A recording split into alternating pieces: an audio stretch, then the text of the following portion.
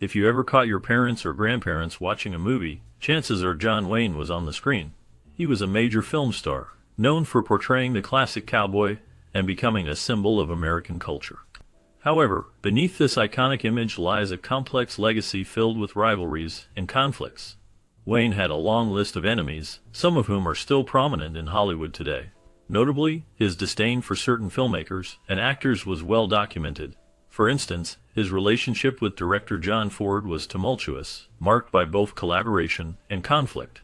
Additionally, Wayne had a notorious feud with actor and director John Cassavetes, stemming from their differing views on the film industry and artistic expression. Even more surprising is his animosity toward Steven Spielberg, who represented a new wave of filmmaking that Wayne did not embrace. This tension highlights the generational divide in Hollywood and reveals how Wayne's strong opinions shaped his interactions with others in the industry. As we explore these rivalries, we uncover the layers of Wayne's personality and the reasons behind his intense feelings toward certain individuals. As the sun dipped below the expansive horizons of the cinematic American West, one towering figure consistently dominated the landscape. John Wayne, boasting a career spanning over 4 decades and a portfolio of more than 170 films, left an undeniable mark on Hollywood.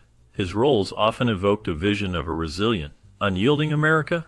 In movies like True Grit, The Searchers, and Rio Bravo, Wayne embodied characters that mirrored these very qualities: gritty, tenacious, and fiercely patriotic. His journey to stardom was far from meteoric. After starting with minor roles in the early 30s, Wayne spent nearly a decade on the fringes of Hollywood before securing his breakthrough role in John Ford's 1939 masterpiece Stagecoach, portraying the Ringo Kid. This multifaceted character navigated a morally complex landscape and heralded the advent of a new breed of Hollywood hero, one characterized by flaws yet unwavering principle. Throughout the 1940s and 50s, Wayne became synonymous with the Western genre. His collaboration with director John Ford yielded cinematic treasures like She Wore a Yellow Ribbon and Fort Apache. These films, rich in storytelling and character depth, showcased Wayne's ability to transcend the one-dimensional roles of his era, infusing his characters with layers of complexity. However, his influence extended beyond the realm of westerns. Wayne ventured into various genres, from war films like The Sands of Iwo Jima to romantic dramas such as The Quiet Man. In each of these diverse roles, Wayne brought an authenticity that deeply resonated with audiences, solidifying his status as one of the most significant box office draws of his era. What truly set Wayne apart was his off-camera persona, which closely mirrored the characters he portrayed on screen. His personal beliefs, political convictions, and confrontational demeanor seamlessly intertwined with his on-screen roles, blurring the boundaries between the actor and the character. Whether he portrayed a cowboy steadfastly facing down outlaws or a soldier defending his nation, audiences believed in him because, in many respects, he wasn't just performing, he was authentically himself. This authenticity resonated deeply with viewers, who saw in Wayne a reflection of their own values and ideals. His strong sense of right and wrong, coupled with a rugged individualism, made him a symbol of American masculinity. The characters he played often embodied the virtues of courage, loyalty, and resilience, traits that Wayne himself valued in life.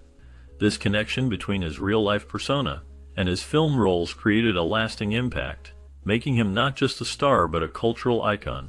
His ability to project strength and integrity on screen was rooted in his genuine beliefs, allowing audiences to feel a personal connection to him.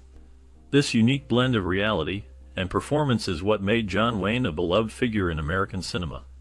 During his life, John Wayne was not just a legendary actor, but also a figure of significant political influence. He was known for his strong conservative beliefs, which he expressed openly, often engaging in controversial discussions. In a time when Hollywood was rife with political tension, Wayne was part of circles that supported the blacklisting of individuals suspected of being communists. This stance not only affected his relationships with fellow actors and filmmakers, but also played a crucial role in the types of films he chose to be a part of. His political views were reflected in the characters he portrayed on screen.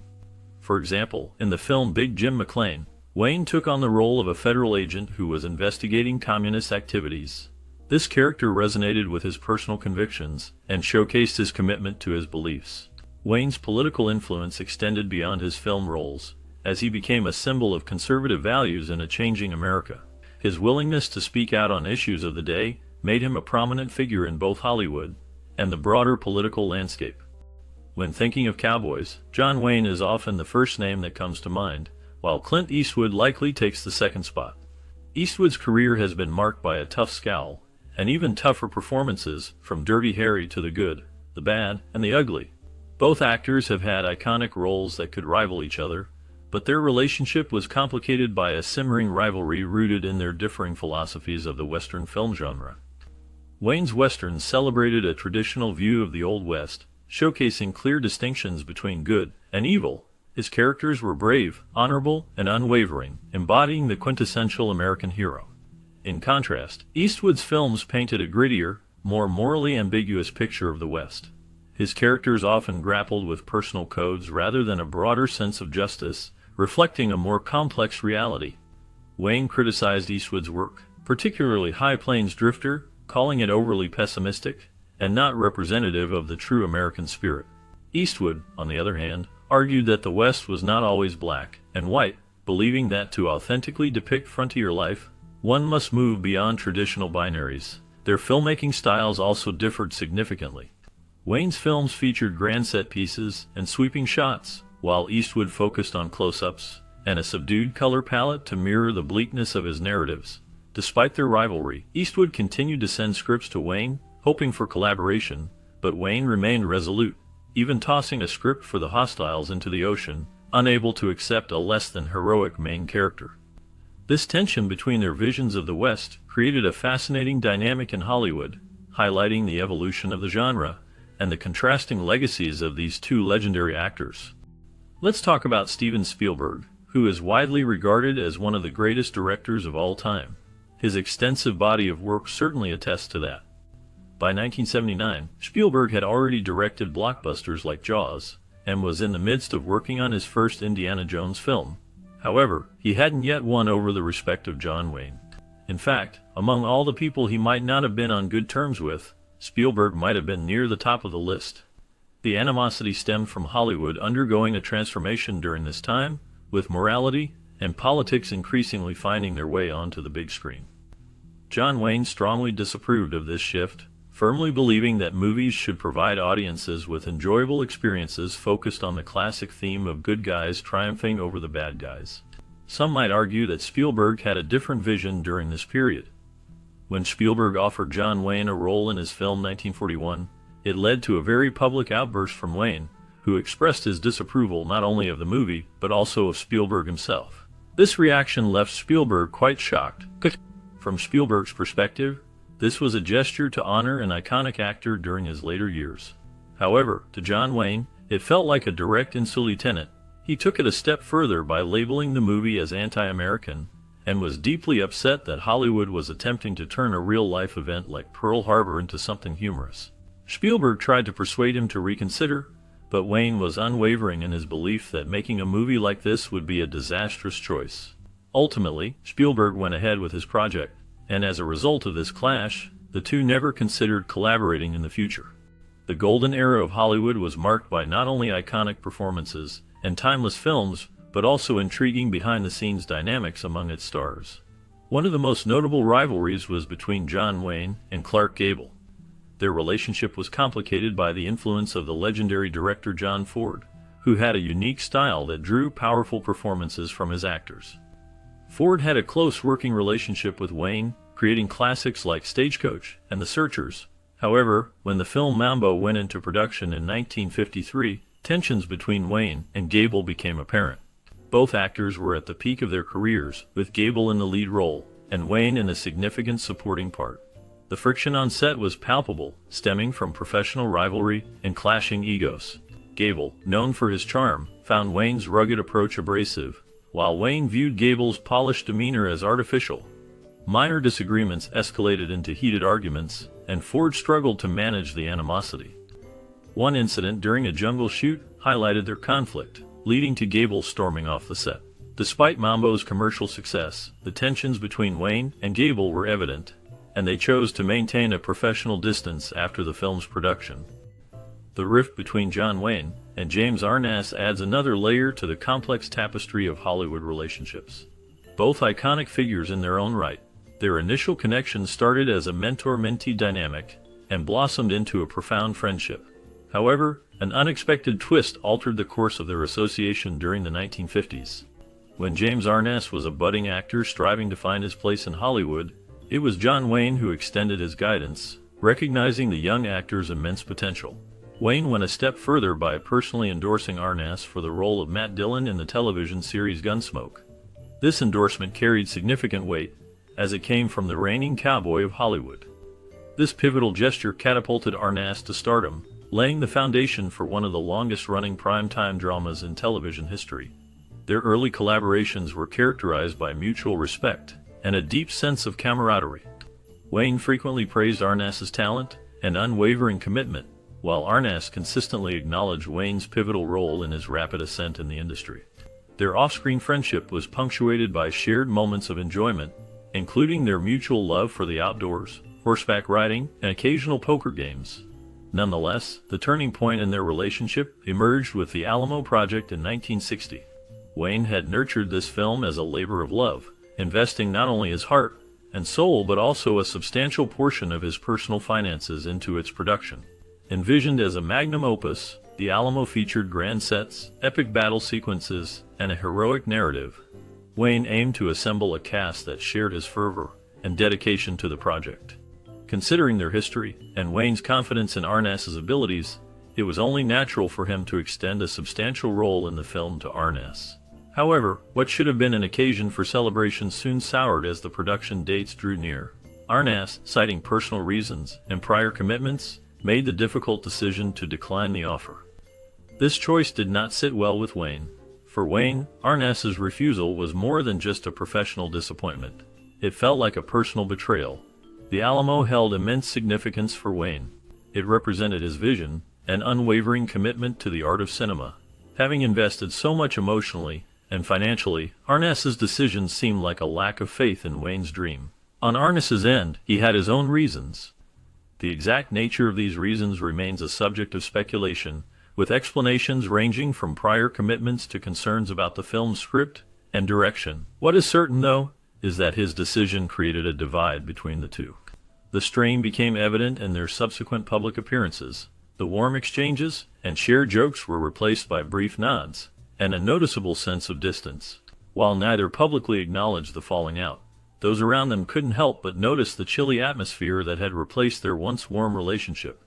From the outset, John Wayne's relationship with Gene Hackman was marked by tension, particularly during their interactions on the set of the unmade film Fort Apache. This project, set against the backdrop of the Wild West, would have showcased both actors' talents, but their differing acting styles created a rift.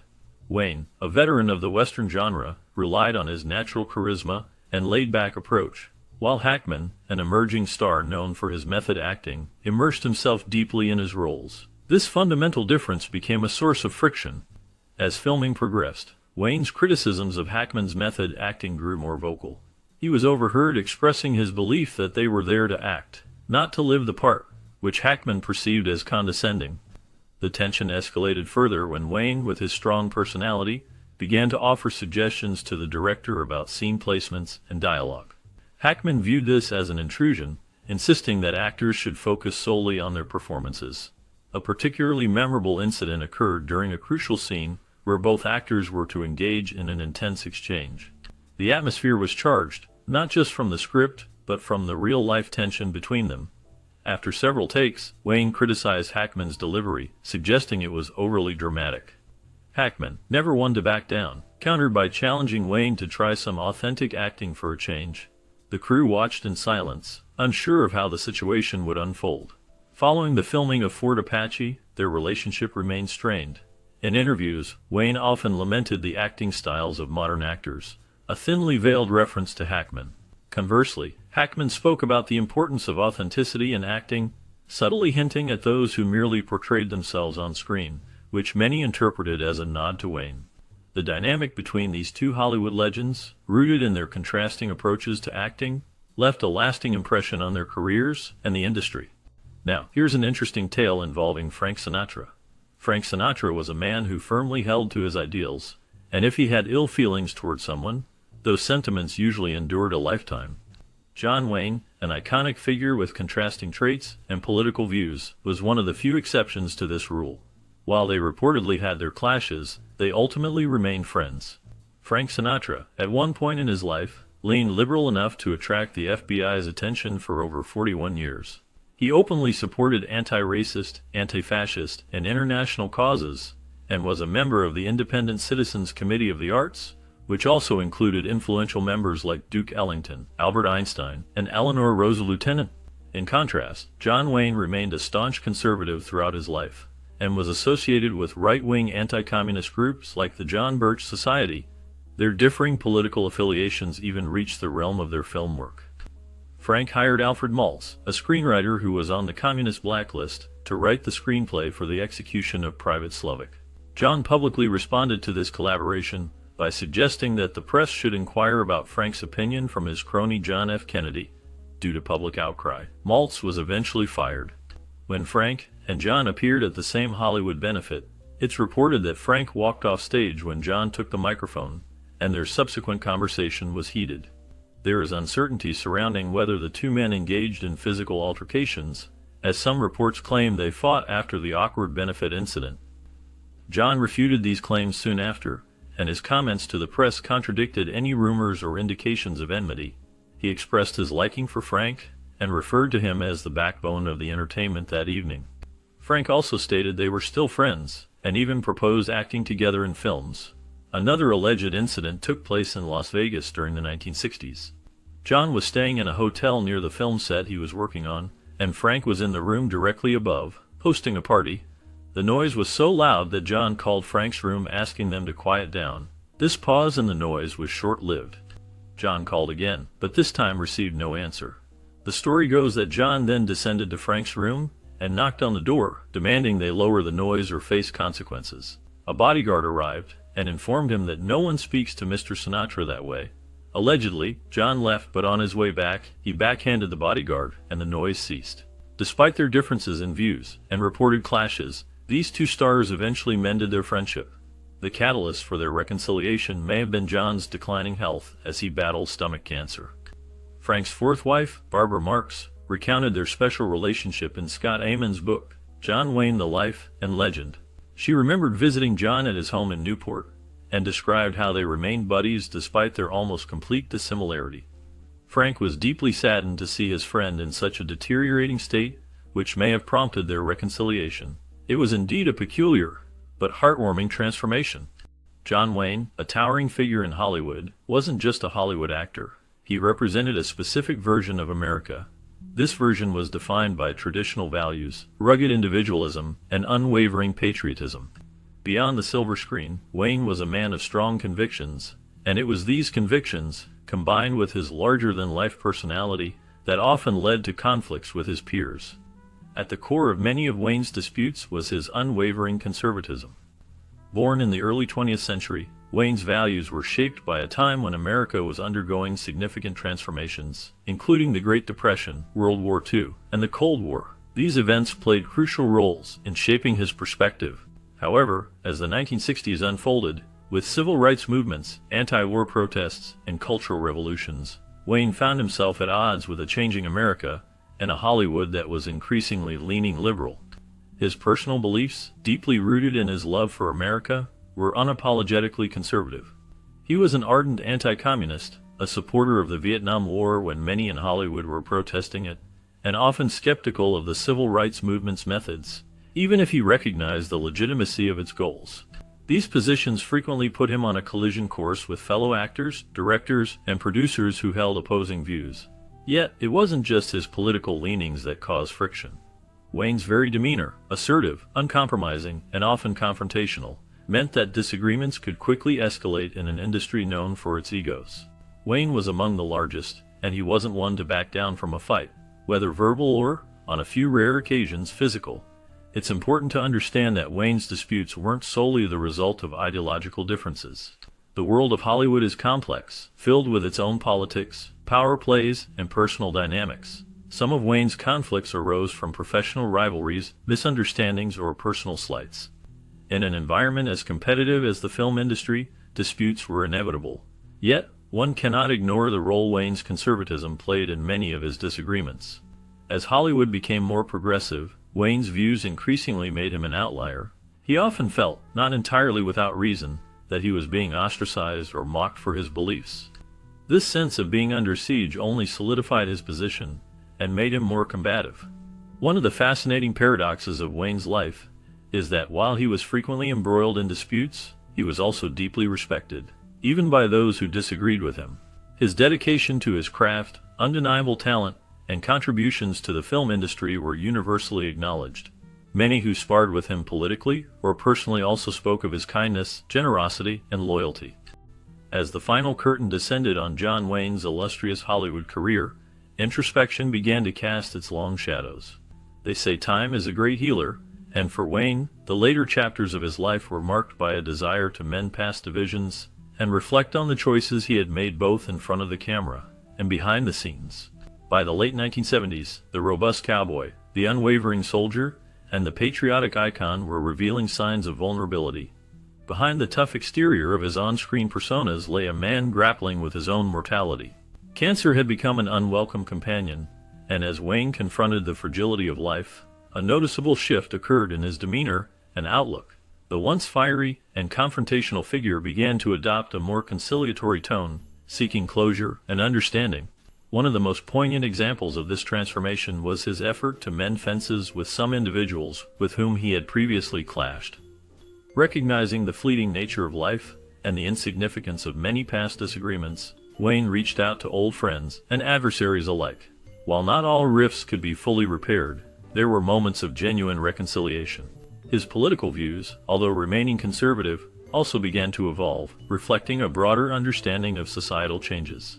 In interviews, he expressed regret for some of his previous statements and acknowledged the importance of progress, especially in civil rights.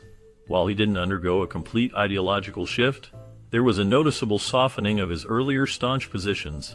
This period of reflection and reconciliation extended beyond his public life. Privately, Wayne became more introspective, pondering his legacy and what he would leave behind. He admitted to past mistakes and engaged in heartfelt conversations with family members about the values he hoped would define the Wayne name for generations to come. Among the bridges Wayne sought to rebuild, his relationship with his children was of particular significance. While he had always been a devoted father, the demands of stardom often kept him away from home, leading to feelings of neglect and estrangement. However, in his later years, Wayne made a conscious effort to be present, to listen, and to provide guidance. He aimed to ensure that despite the tumult of his life, his children knew they were his top priority. In Hollywood, Wayne's efforts at reconciliation were met with mixed responses. While many appreciated his gestures, others remained skeptical, wondering whether this was a mere public relations ploy or genuine remorse. Yet those closest to him vouched for the authenticity of his intentions. His actions weren't driven by a fear of public perception, but by a genuine desire to make amends. One of the most touching moments of Wayne's later years was his acceptance of the Oscar for Best Actor for his role in True Grit. In 1969, standing on that stage, it was a culmination of his life's journey. There was gratitude, humility, and an acknowledgement of shared experiences with his peers, including those he had once been at odds with. The standing ovation he received wasn't just recognition of his performance, but a nod to his enduring legacy.